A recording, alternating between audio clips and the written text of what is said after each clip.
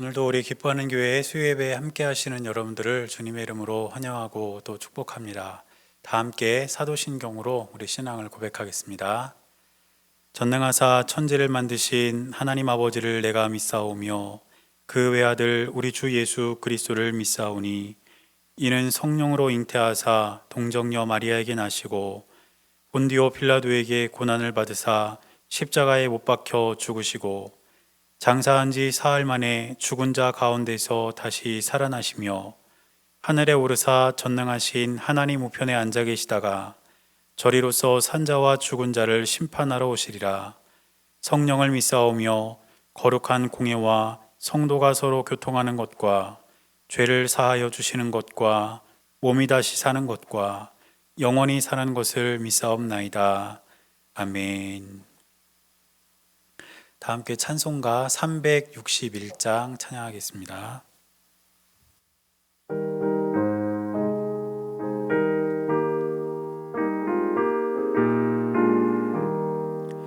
기도하는 이 시간 주께 무릎 꿇고 우리 구세주 앞에 다 나가네. 믿음으로 나가면 주가 보살피사 크신 은혜를 주네. 거기 기쁨 있네. 기도 시간에 복을 주시네. 고난 내 마음 속에 기쁨 충만하네. 기도하는 이 시간 주가 곁에 오사 인자신 얼굴로 귀 기울이네. 우리 마음 비우고 주를 의지하면 크신 은혜를 주네. 거기 기쁨 있네. 기도 시간에 복을 주시네. 고난 내 마음 속에 기쁨 충만하네. 기도하는 이 시간 주께 엎드려서 은밀하게 구할 때 곧 응답받네. 잘못된 것 아뢰면 측은히 여기사 크신 은혜를 주네. 거기 기쁨 있네. 기도 시간에 복을 주시네. 고난 내 마음 속에 기쁨 충만하네. 기도하는 이 시간 주를 의지하고 크신 은혜 구하면 복 받으리라. 의지하는 마음에 근심 사라지고 크신 은혜를 주네. 거기 기쁨 있네. 기도 시간에 복을 주시네. 고난 내 마음 속에 기쁨 충만하네. 다 함께 기도드리시겠습니다. 사랑하는 하나님, 오늘도 귀한 하루를 우리에게 허락하시고 우리가 있는 자리에서 하루를 최선을 다해 살아갈 수 있도록 은혜를 내려주시니 감사를 드립니다. 사랑하는 주님, 지금 우리나라는 코로나 바이러스로 인해서 많은 사람들이 고통당하고 있고 또 우리나라가 어려움을 겪는 가운데 있습니다. 우리 주님께서 이 나라를 긍휼히 여겨주셔서 이 땅을 고쳐주시고 이 땅을 회복시켜 주셔서 하나님께서 허락하시는 은혜가 우리 가운데 충만히 거하여 날마다 주님의 은혜와 사랑 가운데 다시 살아갈 수 있는 일상으로 돌아갈 수 있도록 주님께서 인도하여 주옵소서. 이 시간 몸은 떨어져 있지만 같은 마음으로 함께 예배드리는 사랑하는 우리 기뻐하는 교회 성도님들의 삶 가운데 함께 하셔서 이 예배가 영과 진리로 주님 앞에 드려지는 귀하고 복된 예배가 될 수 있도록 인도하시고, 우리가 찬양하고 기도하며 하나님 말씀을 듣고 그 말씀을 나눌 때에 주님께서 우리에게 부어주시고자 약속하신 은혜를 마음껏 부어주셔서 우리가 이 예배를 통해 큰 은혜를 받은 귀한 시간 될 수 있도록 함께하여 주옵소서. 주님께서 이곳에 귀한 교회를 세우셨으니 우리 기뻐하는 교회가 하나님으로 숨짓게 하는 교회가 되게 하시고, 이 지역에 꼭 필요한 교회가 되어서 하나님의 영광을 드러내는 귀하고 아름다운 교회로 설 수 있도록 함께하여 주옵소서. 이 시간 예배를 드리는 성도님들의 삶과 그 마음에 많은 기도의 제목들과 마음의 소원들이 있습니다. 우리 주님께서 헤아려 주셔서 그 모든 기도의 제목들과 마음의 소원들이 하나님이 원하시는 가장 적당한 날에 또 가장 좋은 곳으로 우리 삶 가운데 응답되게 하여 주옵소서. 우리 주님께서 언제나 함께 하시고 인도하여 주실 것을 믿으며 살아계신 예수님 이름으로 간절히 기도드렸습니다. 아멘.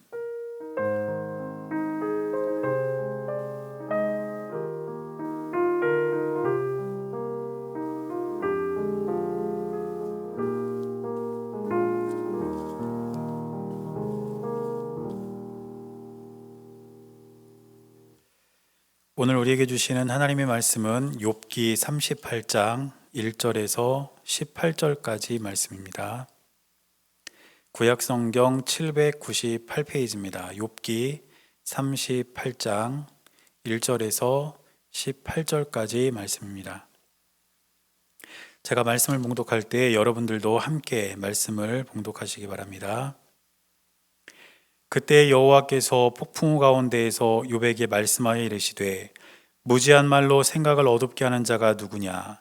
너는 대장부처럼 허리를 묶고 내가 내게 묻는 것을 대답할지니라. 내가 땅에 기초를 놓을 때에 내가 어디 있었느냐? 내가 깨달아 알았거든 말할지니라. 누가 그것의 도량법을 정하였는지, 누가 그 줄을 그것 위에 띄웠는지 내가 아느냐? 그것의 주추는 무엇 위에 세웠으며 그 모퉁이 돌을 누가 놓았느냐? 그때의 새벽 별들이 기뻐 노래하며 하나님의 아들들이 다 기뻐 소리를 질렀느니라. 바다가 그 모태에서 터져 나올 때에 문으로 그것을 가둔 자가 누구냐? 그때에 내가 구름으로 그 옷을 만들고 흑암으로 그 강보를 만들고 한계를 정하여 문빗장을 지르고 이르기를 내가 여기까지 오고 더 넘어가지 못하리니 내 높은 파도가 여기서 그칠지니라 하였노라. 내가 너의 날에 아침에게 명령하였느냐? 새벽에게 그 자리를 일러주었느냐? 그것으로 땅끝을 붙잡고 악한 자들을 그 땅에서 떨쳐버린 일이 있었느냐? 땅이 변하여 진흙에 인친 것 같이 되었고 그들은 옷같이 나타나되 악인에게는 그 빛이 차단되고 그들의 높이 든 팔이 꺾이느니라. 내가 바다의 샘에 들어갔었느냐? 깊은 물 밑으로 걸어다녀 보았느냐? 사망의 문이 내게 나타났느냐? 사망의 그늘진 문을 내가 보았느냐? 땅의 너비를 내가 측량할 수 있느냐? 내가 그 모든 것들을 다 알거든 말할지니라. 아멘.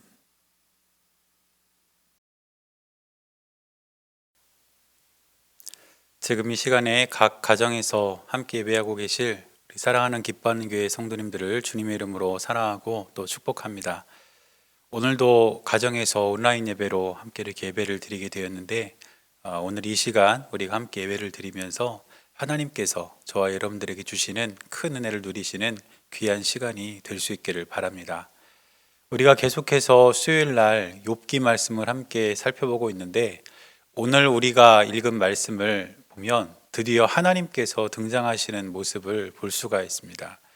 그동안 욥이 친구들과 논쟁을 하고 또 엘리후와 대화를 나누면서 아마 욥의 마음속에는 그 누구보다 하나님을 기다리는 마음이 강했을 것입니다. 하나님께서 나타나셔서 자신의 억울함도 풀어주시고 또 자신을 좀 변호해 주시는 그러한 기대를 갖고 있었을 것입니다. 그리고 하나님께서는 그런 욥의 기대를 아셨는지 오늘 본문을 통해서 나타나시는 것을 볼 수가 있습니다. 그런데 하나님께서 나타나시는 장면을 보면 어떤 욥의 기대와는 조금 다른 모습으로 나타나시는 것을 볼 수가 있습니다. 욥이 하나님의 나타나심을 기다렸다면 아마 하나님께서 따뜻한 모습으로 나타나시기를 원했는지도 모릅니다. 그동안 욥의 마음은 큰 상처를 받고 있었고 또 욥은 누구보다 큰 위로가 필요한 상황이었기 때문에 하나님께서 나타나셔서 욥의 마음을 만져주시고 따뜻하게 욥을 맞아주시기를 기대했을 것입니다. 그런데 오늘 본문을 보면 욥의 이런 기대와는 전혀 달리 하나님은 폭풍우 가운데 나타나셔서 말씀하시는 것을 볼 수가 있습니다. 오늘 본문의 1절 말씀 보니까 이렇게 기록합니다. 그때 여호와께서 폭풍우 가운데에서 욥에게 말씀하여 이르시되. 하나님께서 폭풍우 중에 나타나셨다 이렇게 기록하고 있는데 이 폭풍은 욥에게 있어서 큰 상처와 트라우마로 남아있는 그런 환경이었습니다.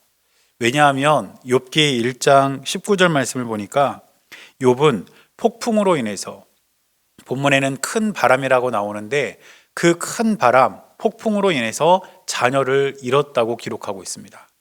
그리고 9장 17절 말씀을 보니까 욥이 뭐라고 이야기했냐면 하나님께서 폭풍으로 나를 치셨다 이렇게 기록하고 있습니다. 그렇기 때문에 욥에게 있어서 폭풍우는 큰 상처와 트라우마를 안겨줄 만한 그러한 환경이었는데 하나님께서 그런 상황에 등장하셨다는 것은 욥의 기대를 꺾을 만한 일이었다는 것입니다. 그런데 하나님께서는 그렇게 나타나신 뒤에도 욥의 기대를 꺾는 모습을 또 한 번 보이십니다. 그것은 무엇이냐면 욥은 하나님께서 나타나셔서 자신을 위로해 주기를 원했을지 모르지만 하나님께서는 욥에게 말씀하시면서 수많은 질문을 쏟아놓으셨기 때문입니다.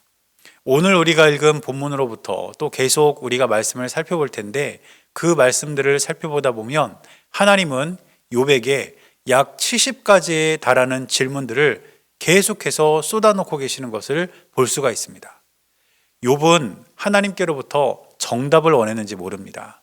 하나님 이건 이렇고 저건 저렇고 나에게 이렇게 말씀해 주십시오. 또 저들에게는 이렇게 말씀해 주십시오. 이런 정답을 원했는지 모르겠지만 하나님께서는 즉시 정답을 말씀해 주신 것이 아니라 질문을 하고 그 질문 속에서 욥이 스스로 답을 찾아가는 과정을 통해서 하나님을 알아가기 원했던 것입니다. 사랑하는 여러분, 하나님께서는 저와 여러분들의 삶에 찾아오셔서 때로는 정답을 가르쳐 주실 때도 분명히 있습니다. 사랑하는 아들아, 사랑하는 딸아 이렇게 부르시면서 이것은 이것이고 저것은 저것이다 이렇게 우리에게 분명한 정답을 가르쳐 주실 때도 있다는 것입니다. 그렇지만 하나님께서는 때로는 우리에게 질문을 던지시면서 우리가 그 질문에 대해서 직접 답을 찾아가는 과정을 통해서 하나님에 대해서 알아가길 원하시고 하나님에 대해서 깨달아가기를 원하시는 것 또한 하나님의 마음이라는 것입니다. 그래서 오늘 저는 오늘 이 본문을 통해서 하나님께서 욥에게 던지신 질문을 통해서 그 질문에 대한 답을 찾아가는 중에 하나님에 대한 우리의 깨달음이 더해지고 하나님께 대한 저와 여러분들의 믿음이 깊어지는 귀한 은혜가 우리 모두에게 있게 되시기를 주님의 이름으로 간절히 축원합니다. 오늘 본문을 보니까 첫 번째로 하나님께서 욥에게 하셨던 질문이 무엇이냐면 세상이 창조될 때 너는 어디에 있었느냐라는 질문입니다. 오늘 본문의 4절 말씀을 보니까 이렇게 기록하고 있습니다. 내가 땅에 기초를 놓을 때에 내가 어디 있었느냐? 내가 깨달아 알았거든 말할지니라. 하나님께서는 이 세상을 창조하신 창조주로서 절대 주권을 갖고 계십니다. 그리고 하나님의 창조에 대해서 오늘 본문의 4절부터 7절까지 하나씩 그 내용을 말씀해 주시는 것 또한 볼 수가 있습니다. 그런데 하나님께서 이러한 창조의 내용들을 말씀해 주시면서 욥에게 던지시는 질문이 무엇이냐면 내가 이렇게 이 땅을 창조할 때 너는 과연 어디에 있었느냐라는 질문입니다. 그런데 이 질문에 대한 대답은 그렇게 어려운 대답이 아닙니다. 왜냐하면 하나님께서 이 세상을 창조하시던 태초에 그 어떤 사람도 그 자리에 있을 수가 없기 때문입니다. 따라서 하나님께서 욥에게 이 질문을 던지는 것은 무엇이냐면 욥은 피조물에 불과하고 하나님은 창조주라는 사실을 분명하게 하기 위함이었습니다. 욥은 피조물이고 하나님은 창조주다. 창조주와 피조물의 간격은 너무너무 크다는 것을 욥에게 깨우쳐 주시기 위함이었다는 것입니다. 그렇다면 창조주와 피조물의 관계가 이렇게 큰 간격을 가지고 있다면 피조물은 창조주 앞에서 어떤 행동을 보여야 할까요? 그것은 창조주 앞에서 피조물은 그 창조주의 뜻을 따라가고 깨우쳐가며 창조주의 울타리 안에 머무는 것이 피조물의 마땅한 삶의 태도라는 것입니다. 그러나 그동안 욥이 친구들과 논쟁을 벌이고 또 엘리와의 그런 대화 과정 속에서 드러난 모습을 살펴보면 욥은 피조물로서 창조주 앞에 서 있는 그런 존재라기보다는 오히려 창조주이신 하나님께 불평하고 원망하면서 하나님에게 대항하는 모습을 우리가 볼 수 있다는 것입니다. 절대로 피조물은 창조주에게 어떤 원망도 불평도 할 수 없는 존재입니다. 왜냐하면 이 세상을 창조하신 하나님의 놀라운 계획과 또 그 목적은 피조물인 우리의 작은 생각으로는 다 담을 수가 없기 때문입니다. 때로는 피조물의 입장에서 억울하다, 고통스럽다, 힘들다 라고 경험되어지고 느껴지는 것조차 창조주의 원대하신 계획 안에서, 창조주의 놀라우신 목적 안에서는 그것 또한 우리에게 꼭 필요한 일이고 결국 그것으로 하여금 우리에게 하나님께서는 은혜를 베풀어 주시기 때문입니다. 그러므로 욥이 실수한 것은 바로 이것입니다.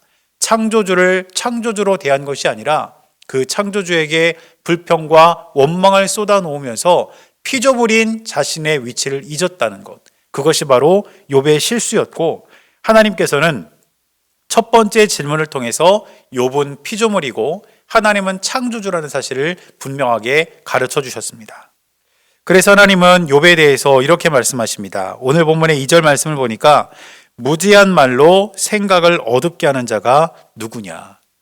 여기서 생각이라는 단어에 쓰인 히브리어 원어는 에차라는 단어를 씁니다. 이 에차라는 단어는 계획, 목적, 의도 이런 뜻을 의미하는데 다름이 아니라 이것은 하나님의 계획, 하나님의 목적, 하나님의 의도를 의미하는 단어입니다. 따라서 무지한 말로 하나님의 생각, 하나님의 계획과 의도, 목적 이것을 어둡게 하는 자, 그 계획을 보지 못하게 하는 자가 과연 누구냐라고 물으시면서 욥이 바로 그런 사람임을 하나님께서 깨우쳐주고 있는 것입니다. 욥은 무지한 말로 인해서 하나님의 계획과 의도와 목적과 이유를 제대로 보지 못하고 하나님 앞에서 불평하고 원망하고 있었던 것입니다. 사랑하는 여러분, 우리 역시 우리는 피조물이고 하나님은 창조해 주시기 때문에 우리가 하나님 앞에서 하나님을 원망하거나 불평할 것이 아니라 하나님의 원대하신 목적과 계획과 이유를 우리가 진실한 마음으로 찾아가며 주님의 그 뜻에 따라 살아갈 수 있는 저와 여러분들의 삶이 될 수 있기를 바랍니다. 우리의 생각으로 보면 우리가 겪고 있는 일들이 때로는 억울하고 때로는 고통스럽고 때로는 이해가 안 될 수도 있습니다. 그렇지만 이 세상을 지으신 창조주의 경륜 안에서, 창조주의 목적과 이유 안에서 우리가 겪고 있는 이 모든 상황들은 합력하여 선을 이루는 일상의 조각이 될 것입니다. 그러므로 우리가 단편적으로 우리의 삶을 바라보며 하나님께 원망하고 불평하기보다 우리는 피조물에 불과하고 우리가 믿는 하나님은 온 세상을 창조하시고 다스리시는 창조주라는 사실을 잊지 않고 날마다 하나님의 뜻과 하나님의 은혜 가운데 거할 수 있는 저와 여러분들의 삶이 될 수 있기를 주님의 이름으로 간절히 축원합니다. 그리고 두 번째로 하나님께서 욥에게 던지시는 질문은 무엇이었냐면 바다를 통제하는 자가 누구냐 이렇게 물으셨습니다. 오늘 본문의 8절 말씀 보니까 이렇게 기록하고 있습니다. 바다가 그 모태에서 터져 나올 때에 문으로 그것을 가둔 자가 누구냐. 바다는 오랜 옛날부터 미지의 세계이며 혼돈의 세계로 통했습니다. 그리고 이것은 지금도 마찬가지입니다. 사람들은 가장 높은 곳에는 올라가 봤습니다. 그런데 아직도 가장 깊은 곳까지는 내려가 보지 못했다고 합니다. 그래서 가장 깊은 곳에 무엇이 있는지, 거기서 어떤 일이 일어나고 있는지 우리는 모릅니다. 미지의 세계라는 것입니다. 또 바다 깊은 곳에는 빛이 그곳까지 도달하지 않기 때문에 캄캄한 흑암만이 존재하는 그런 장소입니다. 따라서 흑암이 존재하는 그 세계는 혼돈의 세계, 무엇이 어떻게 되어져 가는지도 모르고 또 그 안에서 어떤 일이 일어나는지를 전혀 알 수 없는 그러한 혼돈의 세계가 바로 바다 속이라는 것입니다. 그래서 고대 사람들은 바다에 신이 있다고 생각했습니다. 그래서 바다에 풍랑이 치거나 또 바다에 어떤 일이 있으면 바다의 신이 화가 났다고 생각해서 그 바다의 신을 달래주기 위한 그러한 제사를 드리기도 하고 또 그러한 바다의 신의 마음을 달래주기 위한 행동을 하는 것을 우리가 볼 수 있다는 것입니다. 우리나라에도 전래동화나 내려오는 이야기들을 보면 용왕이라는 그런 존재가 등장하지 않습니까? 바다에 있는 어떤 신적 존재. 그래서 그 용왕의 심기를 불편하게 하면 바다에 풍랑이 치고 배가 뒤집히고 이런 일들이 일어난다는 그런 전래동화나 이야기들도 심심치 않게 우리가 들을 수가 있는 것과 같은 맥락입니다. 제가 섬에서 목회할 때 보니까 어촌에서는 고기를 잡을 때가 되면 풍어제를 드립니다. 풍어제. 그러니까 고기를 좀 많이 낚을 수 있도록 우리가 이렇게 농촌에서 이제 곡식을 이렇게 가꿀 때에 풍년이 들듯이 풍어제, 고기를 많이 그렇게 낚을 수 있도록 바다의 신에 대해서 이렇게 제사를 드리는 그러한 일들이 있는 것을 보았습니다. 이처럼 바다에 대한 이해는 무엇이냐면 미지의 세계, 혼란의 세계, 그리고 그 안에 어떤 신적 존재가 있어서 그 신의 마음을 달래주지 않으면 바다가 뒤집히고 바다에서 살아갈 수 없는 그러한 사람들의 이해가 언제나 항상 있었다는 것입니다. 그런데 그런 바다에 대해서 하나님께서 오늘 말씀은 뭐라고 선언을 하시냐면 하나님께서 바로 그 바다를 통제하시는 분이다. 이것을 분명하게 말씀하시는 것을 볼 수가 있습니다. 오늘 본문의 9절부터 11절까지 말씀을 보면 하나님께서 바로 이 사실을 말씀하고 계시는데 특별히 이 부분을 세번역 성경으로 보면 훨씬 더 이해하기가 쉽습니다. 그래서 제가 세번역 성경으로 9절부터 11절까지 말씀을 한번 읽어드리겠습니다. 구름으로 바다를 덮고 흑암으로 바다를 감싼 것은 바로 나다. 바다가 넘지 못하게 금을 그어놓고 바다를 가두고 문빗장을 지른 것은 바로 나다. 여기까지는 와도 된다. 그러나 더 넘어서지는 말아라. 도도한 물결을 여기에서 멈추어라 하고 바다에게 명한 것이 바로 나다. 세상 사람들은 바다가 미지의 세계, 혼돈의 세계이고 그 안에 어떤 신이 존재하고 있다고 믿었지만 하나님께서는 그러한 사람들을 향해서 또 그러한 세상들을 향해서 뭐라고 선언하셨습니까? 너희들이 미지의 세계에 혼란의 세계라고 말하고 있는 그 바다를 통제하는 자가 바로 나다. 창조주 하나님이 바다를 통제하고 계시는 분이라는 것을 분명히 선언하신 것입니다. 욥도 하나님에 대해서 이와 비슷하게 고백한 적이 있습니다. 욥기 26장 10절 말씀을 보니까 욥은 이렇게 고백합니다. 수면의 경계를 그으시니 빛과 어둠이 함께 끝나는 곳이니라. 수면의 경계를 그으셨다. 그래서 하나님께서 바다와 땅을 나누셨다. 이것은 바다를 통제하시는 하나님께 대한 욥의 고백이 아니겠습니까? 또 잠언 8장 29절에 보면 잠언에도 이런 말씀이 기록되어 있습니다. 바다의 한계를 정하여 물이 명령으로 거스르지 못하게 하시며 또 땅의 기초를 정하실 때 바다의 한계를 정해놓으셔서 물이 그 명령을 거스르지 못하도록 하나님께서 하셨다는 것입니다. 이처럼 하나님께서는 미지와 혼돈의 세계에 대해서 통제권을 갖고 계신다는 사실을 욥에게 질문을 통해서 가르쳐 주셨고 또 이 시간 저와 여러분들에게도 말씀하고 계신다는 것입니다. 그런데 가만히 생각해 보면 미지와 혼돈, 이것은 우리의 인생, 우리의 삶의 특징이 아니겠습니까? 우리가 살아가다 보면 우리의 삶 역시 미지, 우리가 알 수 없는 일들이 너무나도 많이 일어난다는 것입니다. 또 혼란의 시기, 그러한 일들이 우리의 삶에도 많이 생긴다는 것입니다. 우리가 지금 겪고 있는 이 상황도 그런 상황이 아닙니까? 우리는 이런 일이 일어날지 알 수 없었습니다. 또 이러한 일 때문에 우리는 큰 혼란에 빠져 있는 것입니다. 작년에 하나님께서 우리 교회에 큰 은혜를 주셔서 우리 교회가 정말 건강하게 성장하고 하나님이 기뻐하시는 귀한 교회로 이렇게 든든하게 서가는 모습을 보면서 제가 올 한 해 목회에 대해서 기도하고 준비하면서 여러 가지 계획들을 세웠습니다. 신방은 언제부터 하고, 또 새가족들 교육은 어떻게 하고, 또 제자훈련은 어떻게 시작하고, 또 남선교회와 여선교회를 중심으로 우리 교회 성도들과 함께 기뻐할 수 있는 그런 행사들은 어떻게 진행을 하고, 이런 계획들을 이렇게 준비를 해놓으면서 이제 봄만 되면, 이제 날씨만 따뜻해지면 이제 이 모든 계획들을 우리 교회 안에서 실행을 하면서 우리 교회가 2020년에도 정말 건강하고 아름답게 성장하기를 기대하는 마음으로 봄만 기다리고 있었습니다.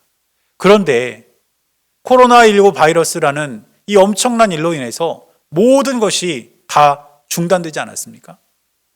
이런 일이 일어날 줄 우리는 아무도 몰랐습니다. 또 이 일로 인해서 나라가 혼란스러워지고 우리의 삶에도 여러 가지 혼란한 상황이 다가오지 않습니까? 이처럼 미지의 세계, 혼란의 세계라는 것은 다른 곳에 있는 게 아니라 우리의 삶에 있다는 것입니다. 그런데 하나님께서는 그러한 우리의 삶을 바라보시며 뭐라고 말씀하실까요? 미지와 혼란의 세계를 통제하는 자가 바로 나다. 너희들의 삶을 통제하고 너희들의 삶을 주관하고 너희들의 삶을 이끌어가는 자가 바로 나다. 이것이 오늘 저와 여러분들에게 주시는 하나님의 말씀인 줄로 믿습니다. 사랑하는 여러분, 여전히 우리의 삶은 알 수 없는 세계, 혼란의 세계로 치달을 때가 있지만 우리가 믿는 하나님께서는 그 삶 가운데 찾아오셔서 우리의 삶을 붙잡아 주시고 우리의 삶을 인도해 주시고 우리의 삶을 가장 선한 길로 인도해 주시라는 분이라는 사실을 저와 여러분들은 반드시 기억해야 될 줄로 믿습니다. 그러므로 이 혼란한 시기, 알 수 없는 이 시기 속에서도 우리가 우리의 삶을 통제하시고 우리의 삶을 이끄시는 하나님께 간절한 마음으로 기도하고 간구한다면 우리 주님께서는 이 모든 어려움의 시기를 지나가게 하실 것이고 언젠가 이 상황 속에서 우리에게 일어났던 일들, 교회와 하나님과 성도와 예배에 대한 우리들의 마음이 간증이 될 수 있는 그날이 우리에게 돌아오게 될 줄로 믿습니다. 그 은혜가 저와 여러분들의 삶 가운데 늘 함께하게 되시기를 주님의 이름으로 간절히 축원합니다. 그러면서 하나님께서는 욥에게 세 번째 질문을 던지시는데 두 번째 질문과 연결되어서 이런 질문을 던지십니다. 세상을 주관하는 자가 과연 누구냐? 오늘 본문의 12절 말씀을 보면 세상을 주관하시는 하나님에 대해서 말씀하시는 것을 볼 수가 있는데 오늘 12절 말씀을 세 번역으로 읽어보면 더 이해가 쉽습니다. 12절 말씀을 세 번역으로 제가 읽어드리겠습니다. 내가 지금까지 살아오면서 내가 아침에게 명령하여 동이 트게 해본 일이 있느냐? 새벽에게 명령하여 새벽이 제자리를 지키게 한 일이 있느냐? 아침이 동이 트게 하시고 새벽이 오게 하시는 것은 하나님만이 하실 수 있는 일이 아니겠습니까? 그리고 이어지는 뒷부분의 말씀을 보면 물의 근원이 되는 깊은 샘에 대해서 또 사망의 문에 대해서 땅의 너비에 대해서 사람들은 알 수도 없고 측량할 수도 없다는 것을 말씀하시면서 이 세상의 주관자가 되시는 분은 오직 하나님밖에 없다는 것을 욥에게 질문을 통해 깨우쳐주고 있습니다. 그렇기 때문에 하나님은 전지전능하신 분이십니다. 전지, 모든 것을 알고 계시고 전능, 모든 것을 하실 수 있는 분. 그러기에 이 세상의 주관자가 되시는 분이 바로 저와 여러분들이 믿고 신뢰하는 하나님이라는 것입니다. 그래서 우리의 삶 가운데 하나님은 이해의 대상이 아니라 믿음의 대상입니다. 우리가 하나님을 이해하려 할 것이 아니라 우리가 하나님을 믿을 때에 그 하나님의 놀라운 은혜가 우리 가운데 부어지고 하나님의 존재에 대한 깨달음이 우리 가운데 있게 된다는 사실입니다. 그래서 하나님은 이해하려 하지 않고 믿으려 해야 하는 존재라는 것을 우리가 반드시 기억해야 될 줄로 믿습니다. 어거스틴은 이 말에 대해서 믿기 전에는 결코 이해할 수 없다, 이렇게 이야기를 했고, 또 안셈이라는 분은 믿음은 이해를 추구한다, 이런 말을 통해서 이해보다 믿음이 앞서야 함을, 믿음을 통해 하나님을 알 수 있음을 이야기하는 것을 볼 수가 있습니다. 그러므로 저와 여러분들이 하나님을 믿으면 이해할 수 있습니다. 따라서 우리는 안 된다고 하지 말고 하나님을 믿는 믿음을 가지고 세상을 주관하시는 하나님을 향해 우리의 믿음을 갖고 하루하루를 살아갈 수 있게 되시기를 간절히 바랍니다.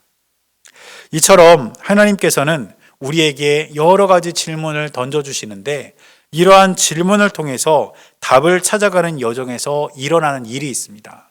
그것은 무엇이냐면 두 가지인데, 첫째는 하나님에 대해서 깊이 깨닫게 되고 생각하게 된다는 것입니다. 하나님께서 던져주신 질문에 대한 답을 찾아가다 보면 하나님은 과연 어떤 분인지 우리가 발견하게 되고 깨닫게 된다는 것이죠. 그리고 두 번째 일어난 일은 무엇이냐면 나에 대해서도 깊이 알게 됩니다. 내가 하나님 앞에서 어떤 존재였는지, 내가 하나님 앞에서 어떻게 살아가는 것이 바른 삶인지, 이러한 것들을 깨닫게 된다는 것입니다. 그러므로 저와 여러분들은 성경 속에 있는 하나님의 질문에 귀를 기울이고 또 그 질문에 대해서 묵상하고 기도하고 생각하는 그러한 과정들을 통해서 하나님께서 저와 여러분들에게 원하시는 답을 찾아가는 그러한 신앙의 여정이 될 수 있기를 바랍니다. 그래서 그렇게 될 때에 하나님께 대한 우리의 마음이 더욱 깊어지고 또 나에 대한 생각도 달라지게 될 것입니다.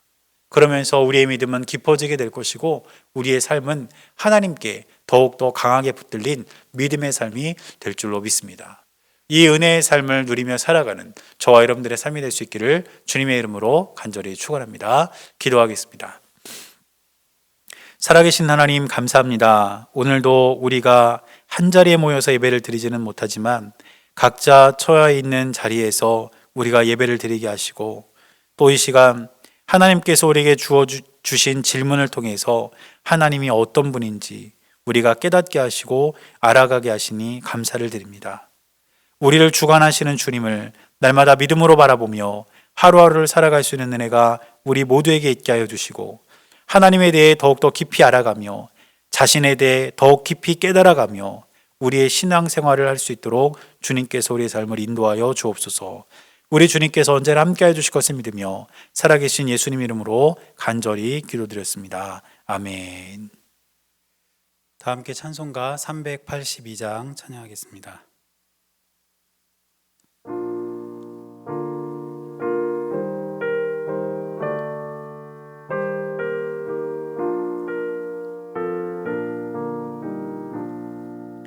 너 근심 걱정 말아라 주 너를 지키리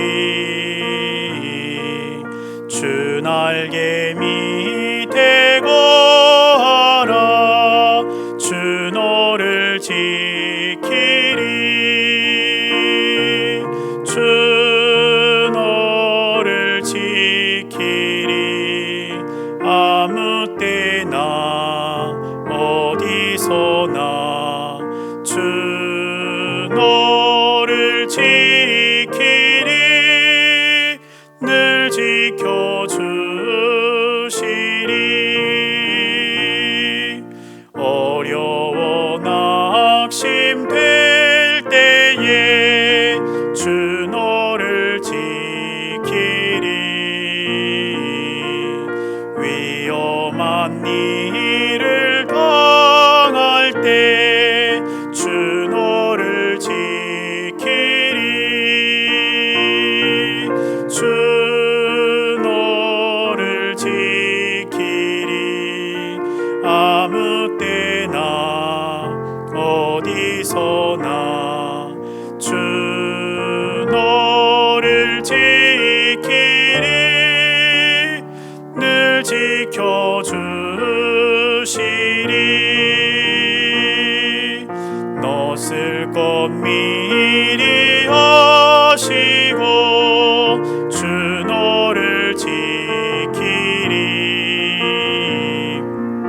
구하는 것을 주시며 주 너를 지키리 주 너를 지키리 아무 때나 어디서나 주 너를 지키리 늘 지켜주시리 어려운 시험 당해도 주 너를 지키리 구주의 품에 거하라 주 너를 지키리 주 너를 지키리 아무 때나 어디서나 주 너를 지키리 늘 지켜주시리.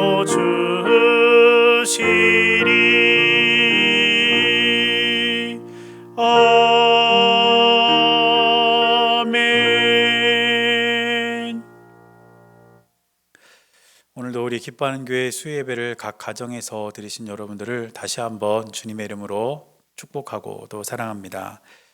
광고 말씀을 드리겠습니다. 지금은 사순절 기간입니다. 사순절은 그 어느 때보다 우리 예수님을 깊이 생각하는 시간입니다.